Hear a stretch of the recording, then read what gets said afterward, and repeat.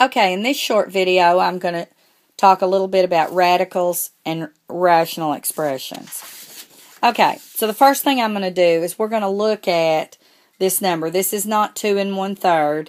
This is 2 to the 1/3 power times 2 to the 1/3 power. Now, remember that our rules for exponents, which we did earlier, that we're going to add exponents.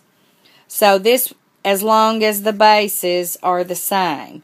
Students are always tempted to do 2 times 2, but we don't do that. We pretend it's an x, and we leave it alone. So we bring down the 2, and then we add our exponents. So I have 1/3 plus 1/3, which is 2/3. So this number is actually 2 to the 2/3 power. So we need to see that when we have something that looks like this, the bottom number indicates the root and the top number indicates the power of the base. So basically these go together and the rest is the root. So 2 to the 2nd power and then the root is 3. Whatever the denominator is, that's what the root is. Because we can find roots other than square roots. Okay? I could do a cube root, for example, the cube root of 8 would be 3 numbers exactly alike that would multiply and get 8. So 2 times 2 is 4, times 2 is 8. So the cube root of 8 is 2.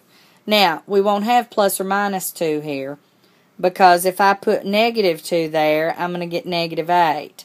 Now, we know that we can't take the square root of a negative number, but we can take the cube root of a negative number. Okay, so just keep that in mind. Now, I could go ahead and finish this and say 2 to the 2nd power is the same thing as 4. It really doesn't help any, but I could do it anyway. Okay? Another example. 4 to the 1/2 times 4 to the 1/2 is the same thing as 4 to the 1/2 plus 1/2, which is 4 to the 2/2, which is 4 to the 2/2 is 1, and any number raised to the 1st power is just that number. So this all was just the number 4. Then I could have written that as 4 to the 1/2 could have been the square root of 4. In other words, the denominator part is the root, so it's a 2, so it's the square root. And this is to the 1st power, which is just that number itself.